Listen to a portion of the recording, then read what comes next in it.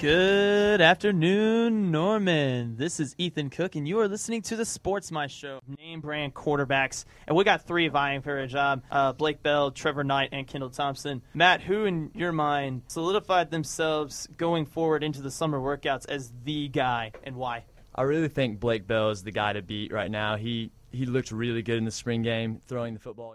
And this is just a very troubling story because when you think about it, how many times do we do this to our athletes? Our United States superheroes, if you will, but also worldwide, with Pistorius. But it keeps occurring over and over and over again where we see this pedestal of great athletes.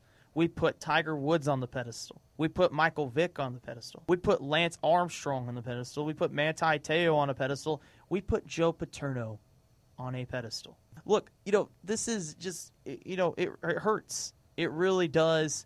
When we do this, we put people so high up that we have such an elevated view, and all we can see is them up in the clouds. But these are people. These are humans. 2 minutes at the start of the clock coming up. We're going to give my percentage, my take on certain events. And, of course, it's going to be to a very familiar theme. We're going to go ahead and do that right now.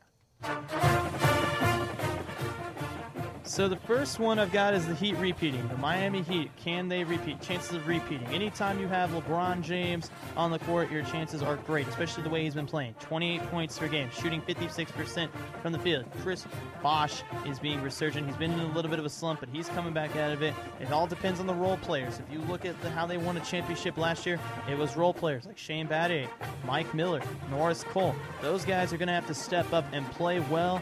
I'm going to go ahead and give the Miami Heat a 40% chance. So yeah, I would say that. Always pick an upset, a 5 or a 12. Always pick one of those at least because it's going to happen. Yeah. That's legit, man. That's legit. I took a lesson from you last year in your playbook, and I'm looking at key players. Who's the guy? Who is the marquee guy that's going to be coming in, making big-time plays? It's going to be a great Big 12. It's a down year for him as far as, national appeal. Kansas is who Kansas always will be. They're always a contender. But, there's been a lot of parity, and in some cases that can help your conference. In some cases, it's not really flashy because your parity is not in the top 25. It's, just within its own conference. Absolutely. And so it doesn't help the Big 12 at all. But what are your thoughts on pay for play with any sort of collegiate athletes, and especially baseball? Because a lot of people want to focus on football and men's basketball, which are moneymakers. Baseball in some programs isn't a big moneymaker. So what is your thoughts on pay for play in baseball, but just in collegiate sports in general? Well, you got all kinds of college athletes, that they sell memorabilia from. I take, for example, I don't like bringing names up, but like Adrian Peterson, for example.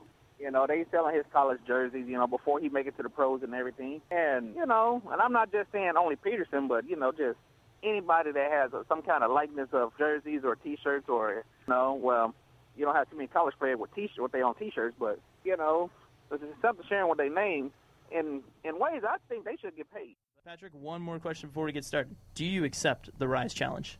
I accept. All right. 60 seconds on the clock. Clock will start after I read the first question.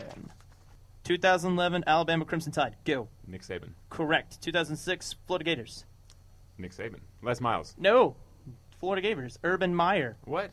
I'm just... No, you read the question wrong. I did not read the question wrong. I am undisputed. Let me see that. Okay, here. I will show you 2006. It's the X. It is the X right here. I see a check mark. Okay, well, I read the X's. I was reading the X's. I don't want to play this game anyways. You should lay off the gravy there, Patrick. Get off the gravy train. I mean, wow. This challenge has bared too much. Where's the curve? Isn't there a curve? No. I'm like the Spanish department at OU. You get no curve. You get no curve. You engineering majors don't understand that. Anyway, so we'll go ahead and continue just to see if you could. That was an anomaly. I'll get the rest of them. You and Joey Patton have just set records for the lowest score on here. I do want to mention that. It's still a record. It's still a record that you share. Well, I'm okay with that. Okay. How many records do you share? I own the show.